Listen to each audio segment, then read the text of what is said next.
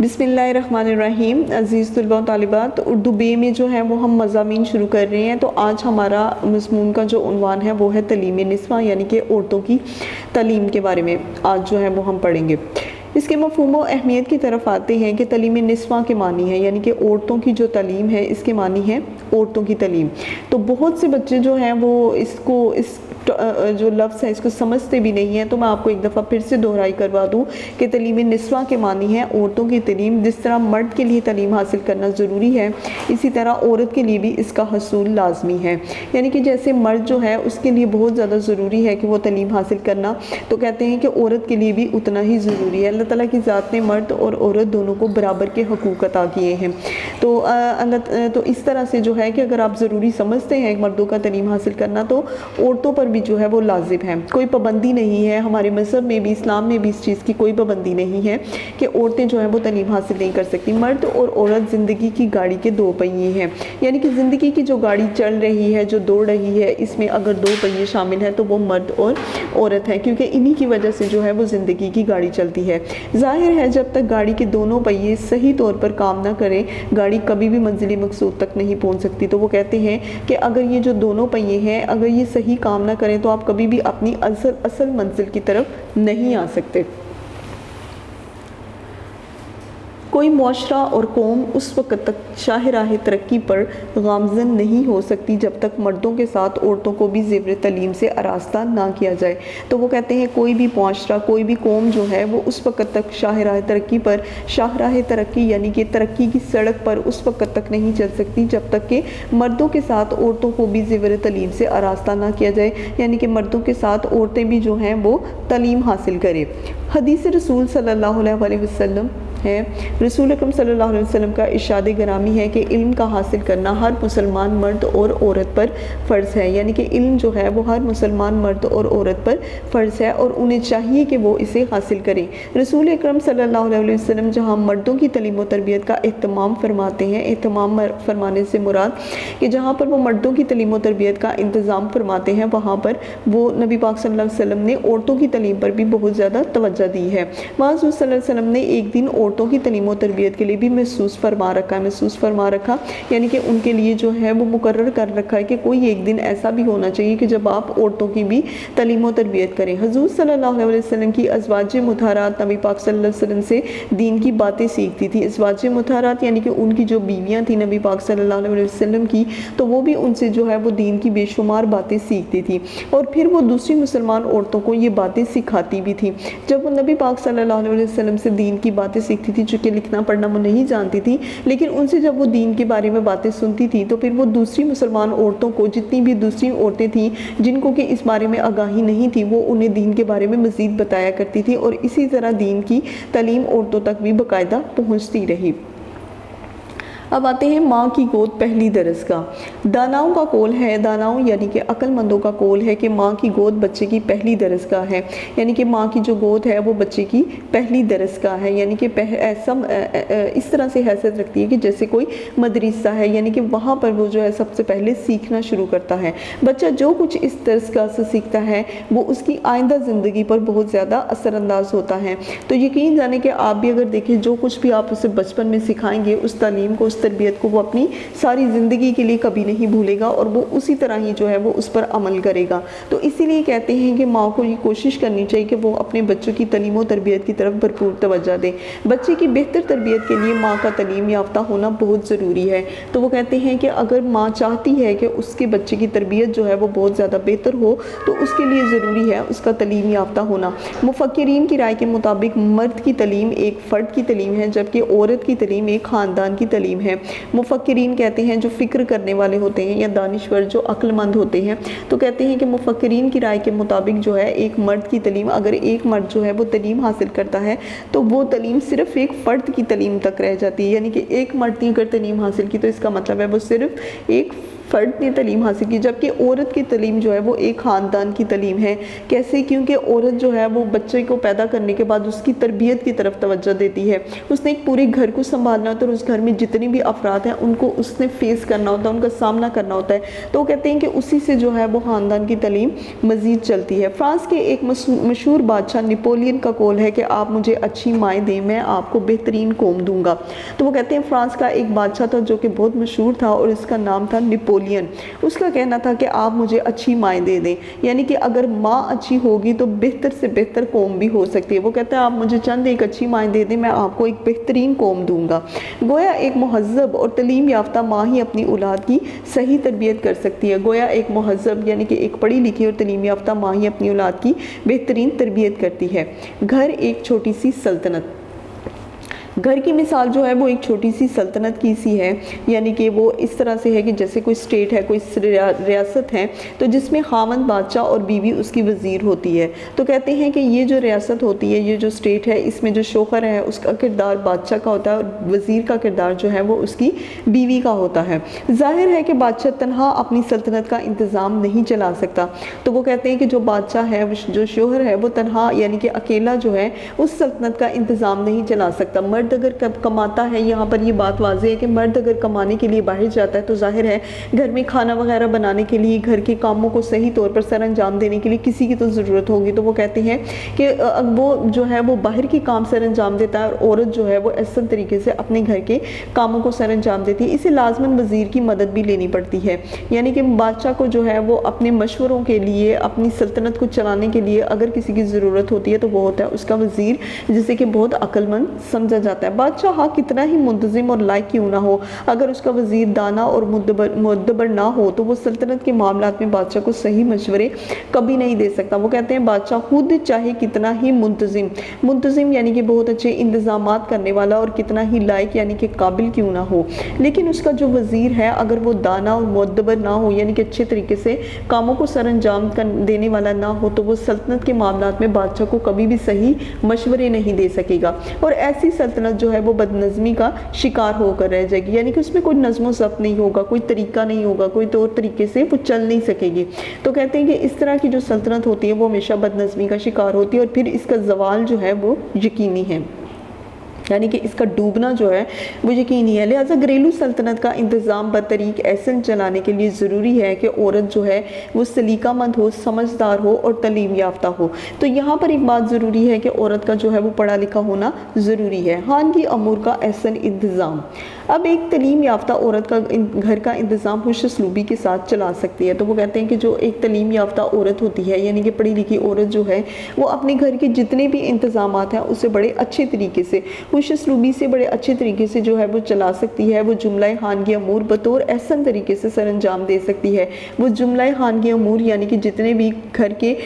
کام ہیں وہ انہیں بڑے احسن طریقے سے یعنی کہ بڑے بہترین طریقے سے سر انجام دے سکتی ہے۔ وہ گھر کا ماہانہ حساب کتاب باقاعدگی سے رکھتی ہے۔ ماہانہ حساب کتاب یعنی کہ جو ایک مہینے کا بجٹ ہوتا ہے وہ بڑی باقاعدگی سے جو ہے وہ اس حساب کتاب کو رکھتی ہے اور کفایت شواری کے اصولوں پر عمل کرتے ہوئے اپنی شوہر کی کمائی کو ٹھیک طریقے سے خرچ کرتی ہے۔ اور کفایت شواری کو یعنی کہ اللہ تعالیٰ کا بھی حکم ہے کہ کفایت شواری سے، میانہ روی سے، اعتدال سے کام لو، تو وہ کہتے ہیں کہ وہ ان چیزوں کو اپناتے ہوئے اپنے شوہر کی جتنی بھی کمائی ہوتی ہے وہ اسے بالکل ٹھیک طریقے سے خرچ کرتی ہے۔ اس کے برعکس جاہل عورت زندگی میں قدم قدم پر ٹھوکر کھا جاتی ہے اور گھر کی آمدنی کا زیادہ تر حصہ اس کی جہالت اور لا علمی کی وجہ سے جو ہے وہ ضائع ہوتا ہے۔ کہتے ہیں کہ اگر آپ یہ دیکھیں تو اس کے برعکس جو بھی جاہل عورت ہوگی وہ سوچ سمجھ کر خرچ نہیں کرتی، جبکہ بس آیا اور خرچ کر دیا۔ تو کہتے ہیں کہ وہ یہ سب کچھ وہ جو کچھ بھی کرتی ہے وہ اپنی لا علمی کی وجہ سے کرتی ہے، یعنی کہ اسے علم بھی نہیں اس چیز کا کہ وہ جو کچھ بھی کر رہی ہے وہ اچھا بھی ہے یا برا۔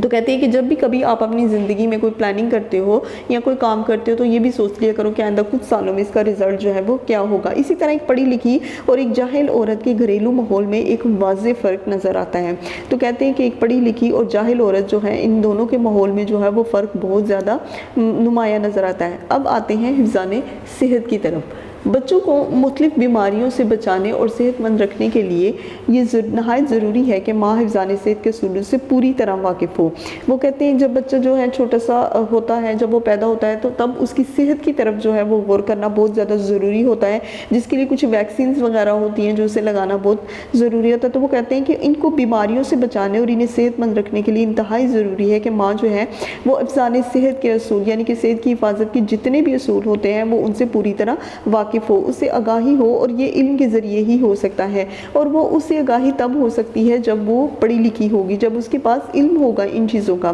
تعلیم یافتہ عورت ان اصولوں سے آگاہ و باخبر ہوتی ہے، اس لیے وہ گھر کے ماحول کو صحت مند رکھ سکتی ہے۔ تو کہتے ہیں کہ تعلیم یافتہ عورت جو ہے وہ ان تمام اصولوں سے آگاہ و باخبر ہوتی ہے، یعنی کہ اسے پتہ ہوتا ہے، اور وہ اس لیے وہ گھر کے ماحول کو جو ہے وہ صحت مند رکھنے کی کوشش کرتی ہے۔ گھر کے ماحول سے مراد کہ گھر کے جو لوگ ہیں وہ ان کی توجہ، ان کی صحت کی طرف جو ہے وہ توجہ دیتی ہے اور اسے مزید بہتر بنانے کی کوشش کرتی ہے۔ لیکن ایک جاہل عورت صحت و صفائی کے اصولوں سے بے خبر ہوتی ہے، لیکن جب کہ جاہل عورت جو ہے نہ تو اسے دوسروں کی صحت کے بارے میں اتنا ہوتا ہے اور نہ ہی صفائی کے اصول جو ہیں وہ انہیں بہتر طور پر جانتی ہے۔ نتیجہ یہ ہوتا ہے کہ غیر صحت مندانہ ماحول کے باعث بچے طرح طرح کی بیماریوں کا شکار ہوتے ہیں۔ اب آتے ہیں دینی تعلیم کی طرف۔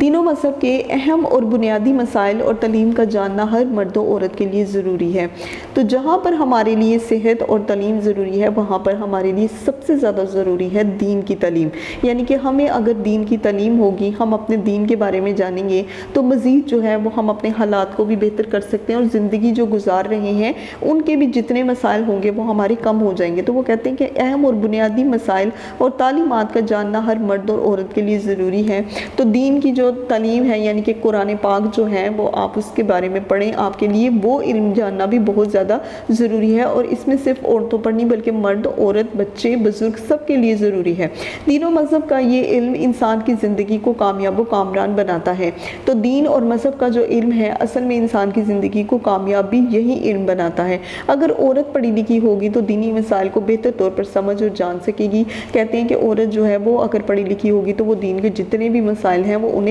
بہتر طرح سے جان سکے گی، اور اسی طرح جہاں وہ اپنی زندگی دین کے ان سنہری اصولوں کے مطابق گزار سکتی ہے۔ تو کلاس یہاں پر جو زندگی کا لفظ لکھا ہوا ہے نا، یہ چونکہ ٹائپنگ میں کچھ غلط آ گیا ہوا ہے تو یہ گاف چھوٹی یہ گی ہے، انہوں نے بیچ میں خے لگائی ہوئی ہے تو یہ نہیں ہے، ٹھیک ہے۔ تو جہاں وہ اپنی زندگی دین کے ان سنہری اصولوں کے مطابق گزار سکتی ہے، وہاں وہ اپنی اولاد کی تربیت بھی دینی اصول کی روشنی میں بہتر طور پر کر سکتی ہے۔ تو کہتے ہیں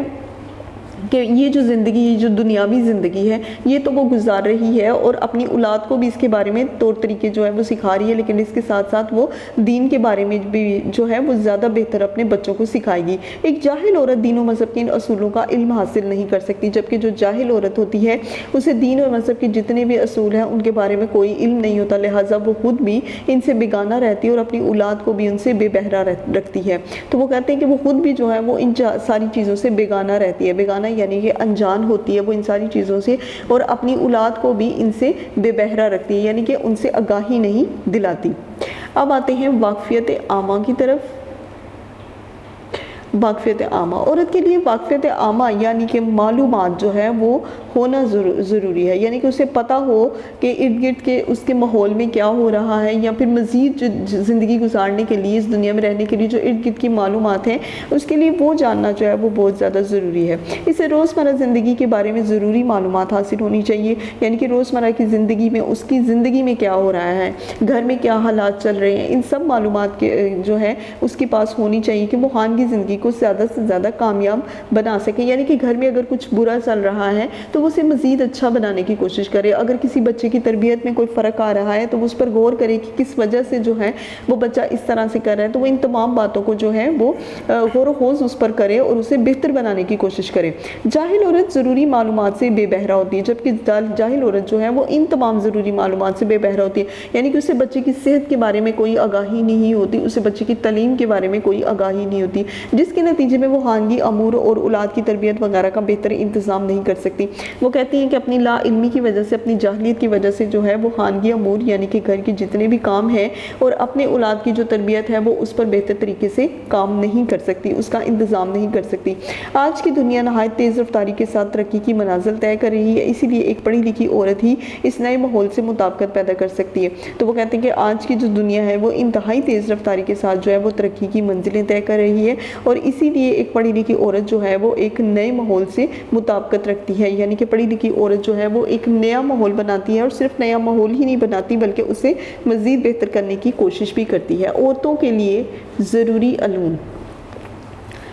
ظاہر ہے کہ عورتوں کے لیے جو علوم درکار ہیں، یعنی کہ جو علوم جو ہیں وہ عورتوں کے لیے مہیا ہیں، وہ مردوں سے یکسر مختلف ہیں، یعنی کہ آدمیوں سے وہ تھوڑے سے مختلف ہیں۔ عورتوں کے علوم اور طرح کے ہوتے ہیں اور مردوں کے ذرا تھوڑے سے اور ہوتے ہیں۔ تو وہ کہتے ہیں سب سے پہلے عورتوں کے لیے امور خانہ داری کی تعلیم ضروری ہے۔ امور خانہ داری یعنی کہ گھر کے جو کام کاج ہیں ان کی تعلیم جو ہے وہ عورتوں کے لیے بہت زیادہ ضروری ہے، کیونکہ اس شعبے کا عورت کی زندگی سے براہ راست تعلق ہوتا ہے۔ تو وہ کہتے ہیں کہ یہ جو تعلیم ہے یہ سب سے زیادہ ضروری ہوتی ہے، اور اس میں آپ پڑھتے بھی ہیں کہ ایک سبجیکٹ ہوتا ہے ہوم اکنامکس، جو کہ اکثر بچیاں 10th کلاس میں جو ہے وہ پڑھتی ہیں، 9th اور 10th میں۔ تو وہ کہتے ہیں یہ جو سبجیکٹ ہوتا ہے یہ آپ کے لیے بہت زیادہ ضروری ہوتا ہے، کیونکہ آپ کا تعلق جو ہے وہ گھر سے زیادہ ہوتا ہے۔ اس کے علاوہ اسے دستکاری سکھائی جاتی ہے، بوقت ضرورت میں اس فن کو برے کار بھی لا سکتی ہے۔ دستکاری یعنی کہ ہاتھوں سے کام کرنا، تو ہاتھ سے کام کرنے والے کون سے کام ہوتے ہیں؟ سلائی کرنا، کڑھائی کرنا۔ تو وہ کہتے ہیں اس سے متعلقہ جتنے بھی کام ہوتے ہیں وہ عورتوں کو سکھائے جاتے ہیں، تاکہ ضرورت پڑنے پر جو ہے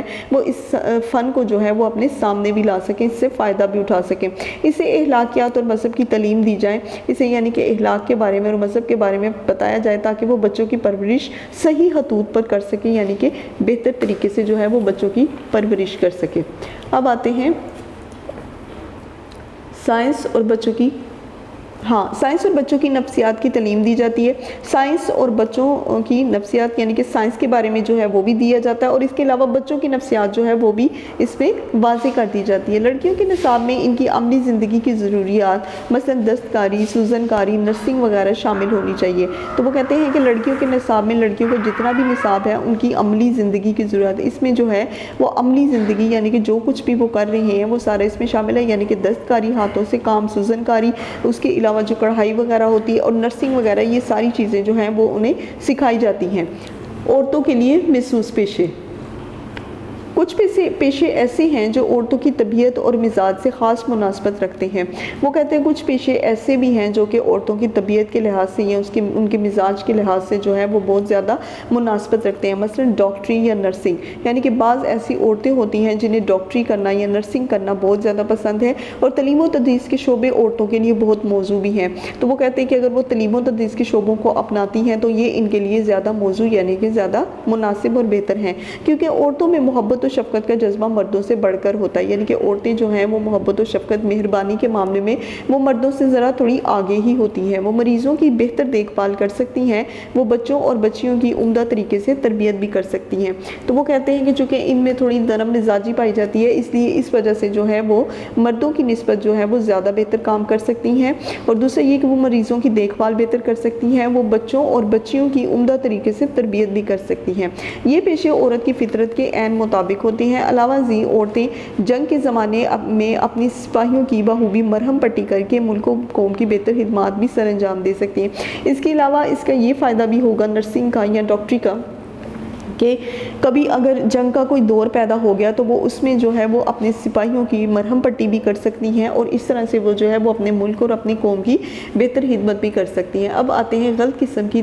تعلیم اور مخلوط ماحول، یعنی کہ ایسا ماحول جو کہ مناسب نہ ہو۔ عورتوں کی تعلیم کا مقصد یہ نہیں کہ وہ بھی مردوں کی طرح دفتروں، ملوں اور بینکوں وغیرہ میں ملازمت کریں۔ تو وہ کہتے ہیں کہ اصل میں ان کی تعلیم کا مقصد یہ نہیں ہے کہ وہ دفتروں میں یا پھر ملوں یعنی کہ فیکٹریوں میں اور بینکوں وغیرہ میں ملازمت کریں۔ مرد عورت کے لیے آزادی ماحول بہت سی خرابیوں کو جنم دیتا ہے۔ تو وہ کہتے ہیں کہ مرد اور عورت کے لیے، نہ صرف عورت کے لیے ہی نہیں بلکہ مرد کے لیے بھی اگر ماحول جو ہے وہ حد سے زیادہ بڑھ کر آزاد ہو تو اس سے جو ہے وہ معاشرے میں بہت سی خرابیاں پیدا ہوتی ہیں۔ تعلیم نسواں کا مقصد عورت میں تعلیمی قابلیت پیدا کر کے اس قابل بنانا ہے کہ وہ گھریلو ماحول کو صحیح خطوط پر استوار کر سکے۔ تو وہ کہتے ہیں کہ تعلیم نسواں کا مقصد، اصل میں تعلیم کا مقصد عورت کو اس قابل بنانا ہے کہ وہ اپنے گھر کے ماحول کو جو ہے وہ بہتر کرے، کرے, اس کے بچوں کی تربیت جو ہے وہ بہت اچھی ہو, اپنے بچوں کی تعلیم میں جو ہے وہ مدد کرے, اور دوسرا کہ گھر کا ماحول ایک صحت مند جو ہے وہ اسے بنانے میں مدد کرے. ان کی اچھی تعلیم کا مقصد اسے چراغ خانہ بنانا ہے کہ شمع محفل.